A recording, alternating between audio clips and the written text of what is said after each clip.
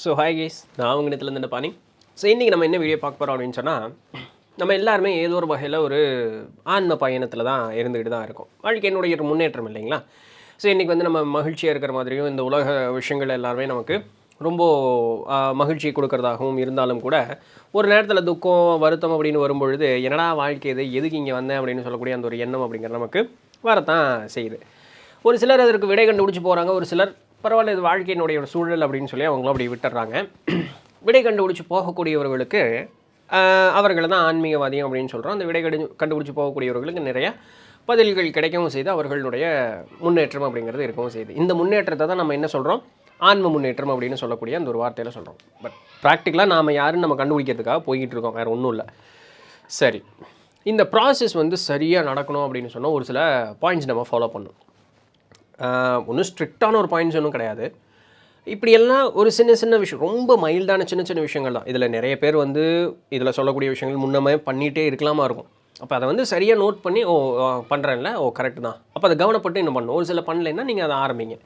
இது பண்ணும்பொழுது நம்மளுடைய அந்த ஆன்ம முன்னேற்றம், அந்த பயணம் அப்படிங்கிறது எளிமையாயிரும் அப்படிங்கிறதான் இன்றைக்கி நம்ம பார்க்கக்கூடிய அந்த ஒரு செய்தி. சரிங்களா?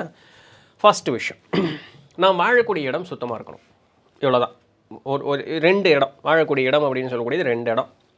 ஒன்று என்ன, இதுதான் வாழக்கூடிய இடம், இது உடம்பு, இது ஒன்று. இன்னொன்று நம்மளுடைய சுற்றுச்சூழல். அவ்வளோதான். நம்ம ரோட்டை வரைக்கும் கூட்டலாம், நம்ம வாசல் வரைக்கும் தான் கூட்ட முடியும். பக்கத்து வீட்டுக்காரன் சரி இல்லைன்னு சொல்கிறத நம்மளால ஒன்றும் பண்ண முடியாது. ஸோ நம்மளால் சரியாக வச்சுக்க முடிஞ்சது என்ன, நம்மளுடைய வீடு. முடிஞ்ச அளவு கொஞ்சம் லைட் கலர்ஸ், இந்த பிராணிக் ஹீலிங் போனவங்களுக்கு கலர்ஸினுடைய தன்மைகள் என்னன்னு தெரியும். ஏன் வந்து வீட்டுக்குள்ளே மேக்ஸிமம் ஒயிட் அடிக்கணும் அப்படின்னு சொல்கிறதுக்கு ஒரு தன்மைகள் இருக்குது.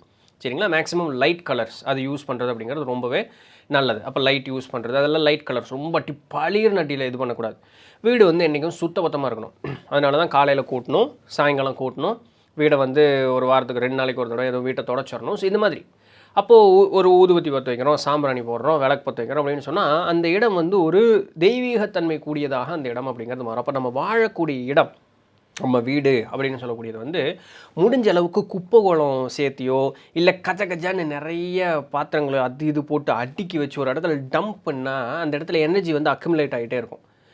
அது நல்ல ஒரு வைப்ரேஷன் அது வந்து கொடுக்காது. என்றைக்குமே காற்று எப்படி அடித்து ஒரு கட்டத்துலேருந்து ஒரு இடத்துலேருந்து இன்னொரு இடத்துக்கு போதோ அது போல் எனர்ஜியும் ஒரு ஃப்ளோவில் இருந்துக்கிட்டே இருக்கணும். ஓடுற தண்ணி மாதிரி இருக்கணும் எனர்ஜி. சரிங்களா? அப்போ தான் அந்த இடம் வந்து புத்துணர்வோடு இருக்கும். அதுக்கு தான் இந்த மாதிரி காரியங்கள் எல்லாம் செய்கிறது. சுத்தபத்தமாக இருக்கணும், நம்மளுடைய சுற்றுச்சூழலை நல்லபடியாக பார்த்துக்கணும். வீட்டுக்குள்ளே இருக்கக்கூடியவர்கள் திடமான ஒரு மனநிலையும் திடமான ஒரு உடல்நிலையும் அவர்களுடைய வாழ்க்கை அப்படிங்கிறது கடந்து போகவே செய்யும். ஸோ ஃபஸ்ட்டு விஷயம் உங்களுடைய ஸ்பிரிச்சுவல் க்ரோத் அப்படிங்கிறது இது ரொம்ப ரொம்ப முக்கியமாக நோட் பண்ணிக்கக்கூடிய ஒரு விஷயம். ஆண்கள் விளக்கு பற்ற வைக்கக்கூடாது அப்படிங்கிற ஒரு கூற்று சொல்லுவாங்க. அன்றைக்கி ஆம்பளை வந்து காலையில் நேரத்தில் எழுந்திரிச்சு வேலைக்கு போயிடுவான், சாயங்காலம் லேட்டாக தான் வருவான். அந்த நேரத்தில் உட்காந்து இந்த காலப்பொழுது சூரியன் உதவி அவள் வந்து உட்காந்து விளக்கு பற்ற வச்சு சாமி கும்பிட்டுருந்தாலும் பொழப்பாக்க போட முடியாது. சாயங்காலம் லேட்டாக வருவாள், அந்த இடத்துல அவன் விளக்கு பற்ற வைக்க வேண்டாம். அதுக்குள்ளே வீட்டில் இருக்கக்கூடிய பொம்பளை எல்லாத்தையும் ரெடி பண்ணி வச்சிடும். அப்போ இங்கே உட்காந்து அந்த வீட்டை கூட்டிகிட்டு அந்த பார்த்துட்டு இருந்தேன்னா அப்போ வெளியே பொழப்பாக்க போகிறதில்லன்னு அர்த்தம். புரிஞ்சுக்கணும், அதுக்காக அது சொல்லப்பட்டது.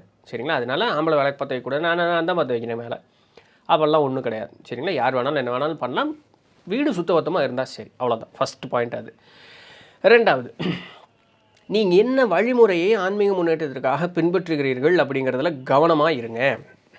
ஏன்னா கம்பேரிசன் பண்ணாதீங்க. உங்களுடைய நம்பிக்கை சரி அப்படின்னு சொன்னால் அந்த நம்பிக்கையினுடைய ஆழத்தை போய் பாருங்கள். அகலக்கால் வைக்காதீங்க, ஆழக்கால் வைங்க. அந்த நம்பிக்கையினுடைய ஆழத்தை போய் பாருங்கள். அதில் வந்து முன்ன பின்ன ஏதாவது இருக்கலாம். அப்போ உங்களுக்கு ஆழம் போக போக அது எது சரி எது தவறுங்களுடைய நுட்பம் உங்களுடைய மனசில் வந்தே தீரும்.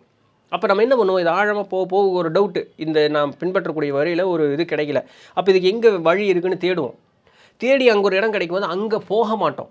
நல்லா புரிஞ்சுக்கணும், அங்கே போக மாட்டோம். நம்ம இருக்கிற இடத்துலையே தான் நம்ம இருப்போம். ஆனால் டேட்டா நாலேஜ் நம்ம வாங்கிட்டே இருப்போம். அப்போ நம்ம எதை பின்பற்றுறோங்கிறதுல நம்ம வந்து ஸ்திரமான ஒரு நம்பிக்கை அப்படிங்கிறது நமக்கு இருக்கும். பிகாஸ் இந்த நம்பிக்கையும் ஆழமான ஒரு மனோநிலையும் தான் நம்மள ஆன்மீக முன்னேற்றத்திற்கு கூட்டிகிட்டு போயிட்டே இருக்கும். ஏன்னா நீங்கள் ஒன்று தேடி ஓடிட்டே இருந்தீங்கன்னா அதுக்கு முடிவே கிடையாது. இந்த உலகத்தில் வந்து முடிவற்ற விஷயங்கள் ஏகப்பட்டது இருக்குது. எப்போ உங்கள் மனசு வந்து ஒரு அமைதியான ஒரு மனோநிலைக்கு போகும்? ஒரு கட்டம் வரைக்கும் நம்ம தேடலாம். ஓகே, ஸோ ஒரு சேச்சுரேஷன் பாயிண்ட் இதுதான் எல்லாம் சொல்கிறாங்க, நாங்கள் இந்த அமைதி வந்துடுச்சு அப்படின்னு சொன்னால் நான் இருக்கக்கூடிய இடத்துலேருந்தே நான் அந்த இதை பின்பற்றிட்டு போகிறேன், வேலை முடிஞ்சது இல்லை. ஸோ நீங்கள் எதை பின்பற்றுறீங்க, அந்த பிலீஃப் சிஸ்டம் அப்படிங்கிறது நீங்கள் வந்து ஆணித்தனமாக இருக்கணும், தெளிவாகவும் இருக்கணும், தெளிவாக இருக்கணும் நீங்கள் எதை பின்பற்றுறீங்க அப்படின்னு சொல்லிட்டு. ஸோ இதில் கவனமாக இருக்கணும். அடுத்து, உங்கள் மேலே உங்களுக்கு அக்கறை அப்படிங்கிறது இருக்கணும். பற்றற்ற ஒரு நிலை அப்படின்னு சொல்லக்கூடியது வந்து உங்கள் மேலே அக்கறை இல்லாமல் சுற்றுறது அப்படிங்கிறது கிடையாது. நல்லா புரிஞ்சுக்கணும் அதை. அப்போ உங்களுடைய உடல் இருந்தால் தான் உயிர் தங்கும் இல்லையா? அப்போ இந்த உடல் வந்து உடல் மேலே நமக்கு கவனம் இருக்கணும். செல்ஃப் கேர் ரொட்டீன் அப்படிங்கிறத பார்க்கணும். நீங்கள் ஒன்றும் மேக்கப் கிட்டு போட்டு சுற்றணும்னு அவசியம் கிடையாது. சரியாக தூங்குங்க, சரியாக சாப்பிடுங்க, தேவைப்படுற அளவுக்கு தண்ணி குடிங்க, உங்களோட ஒரு எக்ஸசைஸ் பண்ணுங்கள், ஒரு மெடிடேஷன் பண்ணுங்கள், உங்களோட ரொட்டீனை நீங்கள் வந்து சரியாக பார்த்துங்க. அப்போ மனசும் உடலும் வந்து நம்ம திடகாத்திரமாக வச்சுக்கிறதுக்கு உண்டான அந்த ஒரு கவனம் அப்படிங்கிற நமக்கு இருக்கணும். அந்த செல்ஃப் கேர் ரொட்டீனில் இது இருக்கணும். தேவையில்லாத பழக்கங்கள் வந்து பழகிக்காதீங்க. தேவையில்லாத சொற்கள் பேசுவது, தேவையில்லாத விஷயங்களை பார்ப்பது, கேட்பது, ஸோ இந்த மாதிரி எல்லாம் பண்ணாதீங்க. இவ்வளோ தான். ஸோ இந்த ஒரு செல்ஃப் கேர் அப்படிங்கிறது வந்து நீங்கள் கரெக்டாக கடைபிடிச்சி கொண்டு வந்தீங்க அப்படின்னு சொன்னாலே போதும். தியானம் பண்ண இதில் நல்ல ஒரு முன்னேற்றம் அப்படிங்கிறது நமக்கு வந்துக்கிட்டே இருக்கும். இது ரொம்ப மஸ்ட்டு. சரிங்களா? அடுத்தது வேறு என்னென்ன புது புது ஆப்பர்ச்சுனிட்டிஸ் இருக்குது, பாசிபிலிட்டிஸ் இருக்குது. நான் முன்னமே அந்த 2வது பாயிண்ட் சொன்ன மாதிரி இப்போ நான் ஒரு பின்பற்றிட்டு இருக்கேன். எனக்கு ஒரு சில டவுட்ஸ் இருக்குது, எனக்கு அதுக்கு உண்டான விடை கிடைக்கல.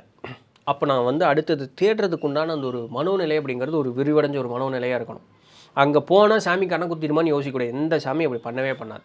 சரிங்களா? அப்போ அந்த முன்னமே அந்த 2வது பாயிண்டில் சொன்னதே தான். தேடுறதுக்கு உண்டான பாசிபிலிட்டிஸ் பாருங்கள், தேடுங்க, விடை கிடைக்கும். அதுக்காக நீங்கள் இதை காட்டிலும் அதுதாங்க பெஸ்ட்டு. அதனால தான் இங்கேருந்து இந்த மதம் மாறுற ஆளுகளில் இப்படி தான். சரி இன்னைக்கு சரி வேண்டாம், அப்போ இங்கேருந்து அங்கே அப்படியெல்லாம் போகணுன்னு அவசியம் கிடையாது. டேட்டா கிடச்சிதா சந்தோஷம், நான் இருக்கிற இடத்துலையே இருக்கேன். அப்போ நான் என்னுடைய சிஸ்டமில் நான் ஒரு அப்டேஷன் பண்ணிக்கலாம். பெரியவர்கள் வந்து அதை சொல்லாமல் விட்டுருக்க மாட்டாங்க. அது மாறி நம்ம கைக்கு வந்திருக்கும் போது அங்கே 100 ரூபாயாக இருந்து இங்கே 10 ரூபாயாக மாறி இருக்கும். அவ்வளோதான். அப்போ நம்ம ஒரிஜினல் டெக்ஸ்ட்டை தேடி போகும்போது இது எல்லாமே நமக்கு வந்து சரியாக தெரிய ஆரம்பிக்கும். அப்போ அந்த பாசிபிலிட்டிஸ் அக்செப்ட் பண்ணிக்கிறதுக்கு நம்ம வந்து தயாராக இருக்கணும்.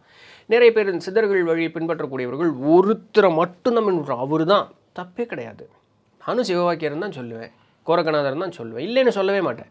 அதற்காக நான் மற்ற சித்தர்களையோ மற்ற ஞானியர்களையோ மற்ற எதையும் நான் பின்பற்ற மாட்டேன்னு சொல்ல மாட்டேன். பிகாஸ் டேட்டா இஸ் அபண்டன்ட், எல்லா இடத்துலையும் இருக்குது. நான் அதை வாங்கிக்கிறேன், நான் வாங்கிட்டு எல்லாத்தையும் இது பண்ணிவிட்டு நான் எங்கே கடைசியாக பண்ணுவேன், சாமி இந்த மாதிரி ஒன்று தேர்ந்தேன், நான் சரியாக தான் இருக்குன்னு நினைக்கிறேன், நீங்கள் தான் எனக்கு வழி காமிச்சு கொடுத்துருக்கீங்க அப்படின்னு நான் சொல்லி சரண்டர் ஆகிடுவேன். அந்த இடத்துல குருமார்கள் அதை காட்டி கொடுப்பாங்க. அதுதான் குருமார்களுடைய வேலை.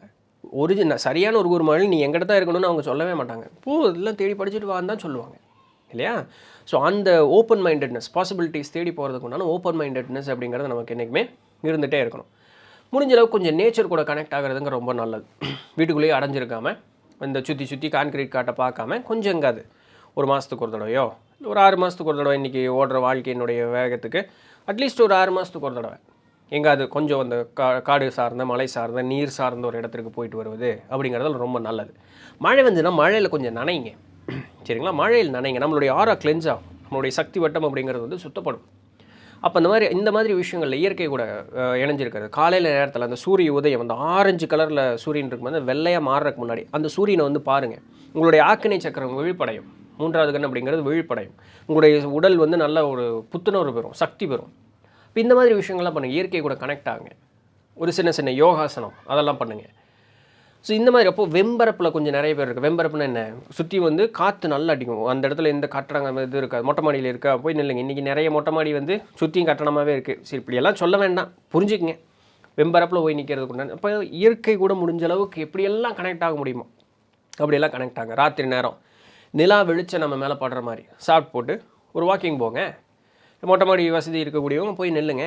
ஸோ நிலா வெளிச்சம் நம்ம மேலே படுற மாதிரி. அப்போது எந்த அளவுக்கு நம்மளால் இயற்கை கூட கனெக்ட் ஆக முடியுமோ அந்தளவுக்கு கனெக்ட் ஆகிட்டே இருக்கணும். இதெல்லாம் நம்மளுடைய ஆன்ம முன்னேற்றத்திற்கு பெருவாரியான உதவியாக இருக்கும். பிகாஸ் இது எல்லாமே நம்மளுடைய உடலையும் மனதையும் அஃபெக்ட் பண்ணிகிட்டே தான் இருக்குது. செலஸ்டியல் பாடிஸ், அதுலேருந்து நமக்கு எனர்ஜிஸ் வந்துக்கிட்டே தான் இருக்குது. ஸோ அதை நம்மளை அஃபெக்ட் பண்ணோம். அப்போ அவங்க அந்தந்த தன்மைகள் நமக்கு வந்து பூஸ்ட் ஆகும்போது நம்ம ஒரு நல்ல ஒரு முன்னேற்றம் அப்படிங்கிறது நம்மளால் அடைய முடியும் அப்படிங்கிறது.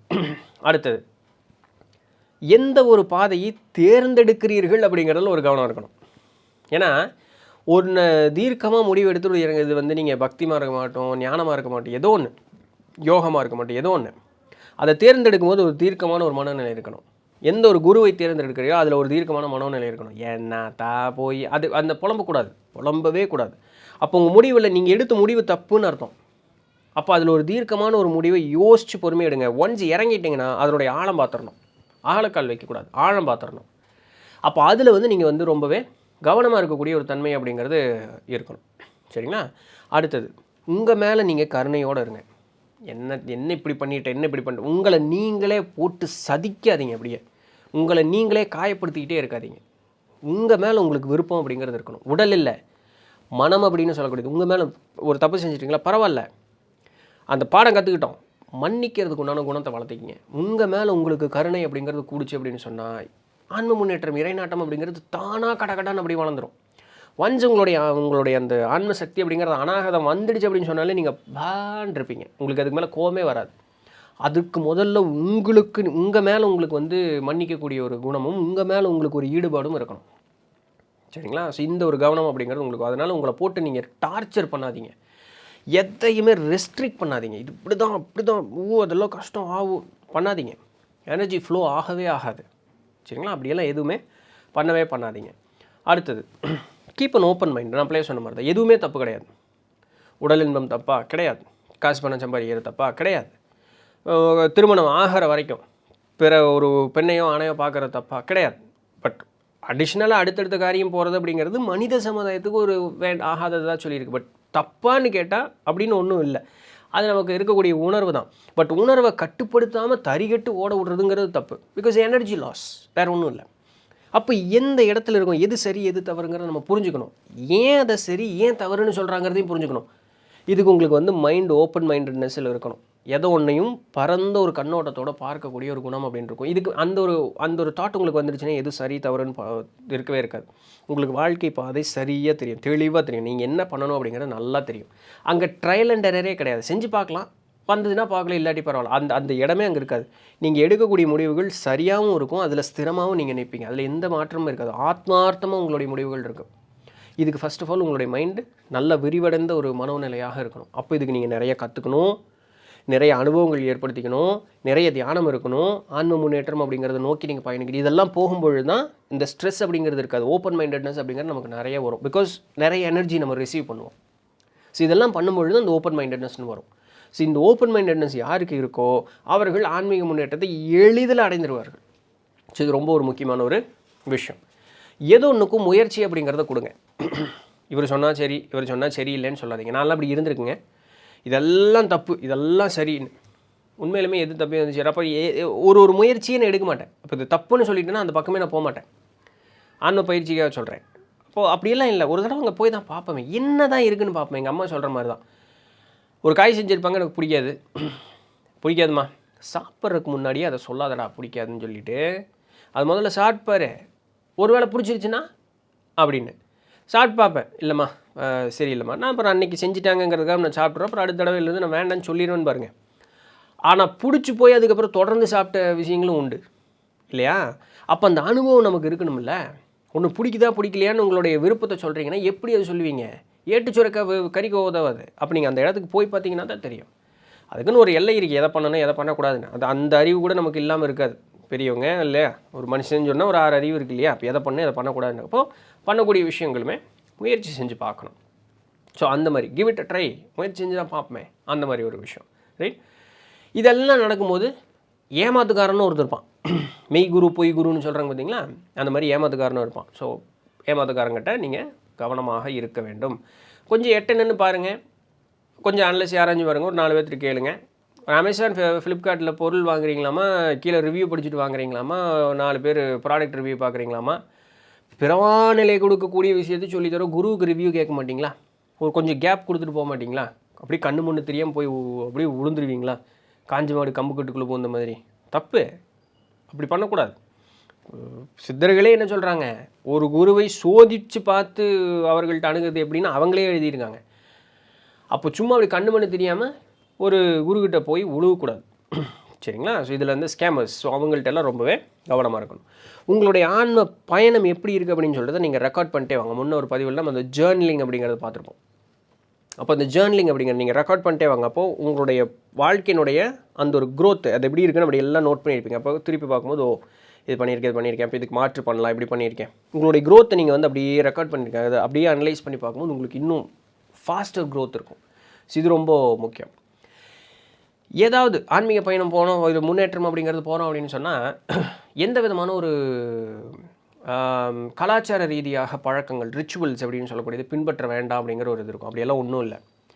அது காரண காரியம் இல்லாமல் பெரியவங்க நமக்கு ஒன்று கொடுத்துருக்க மாட்டாங்க. சரிங்களா? ஸோ அது வந்து உங்களுக்கு சரியாக தவறான்னு யோசிச்சு பாருங்கள். சரின்னு இருக்கக்கூடியது தாராளமாக பண்ணுங்கள். அதுவே சரி, அப்புறம் அது பண்ணித்தானே ஆகணும் இல்லையா?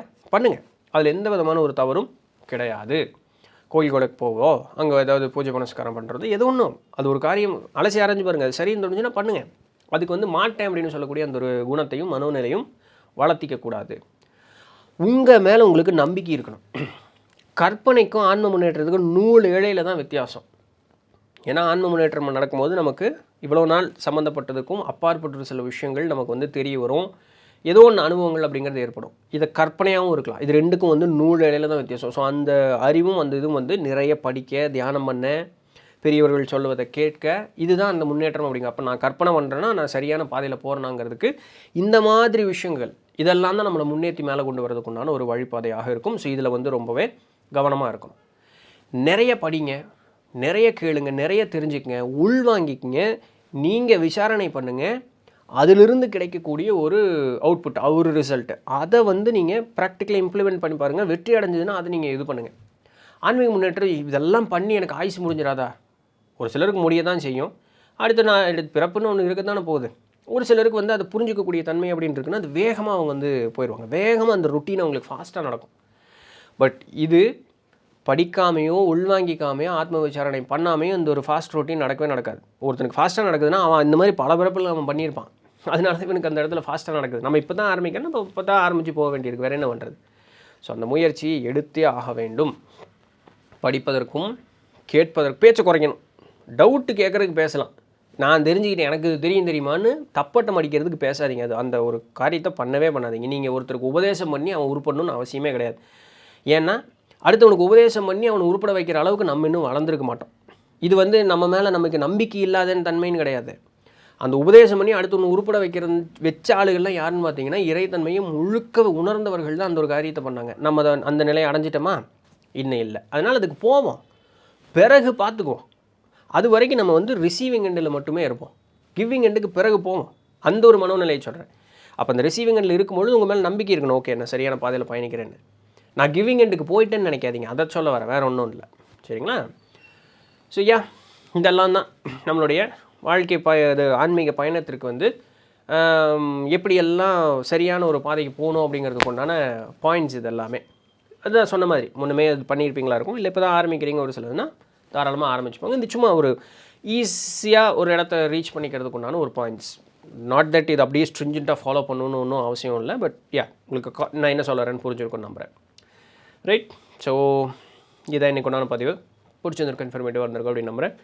நாளைக்கு Q&A சந்திப்போம். போது வரையும் தொடர்ந்து இணைந்திருங்கள். நான் உங்கள் இடத்துல நன்றி.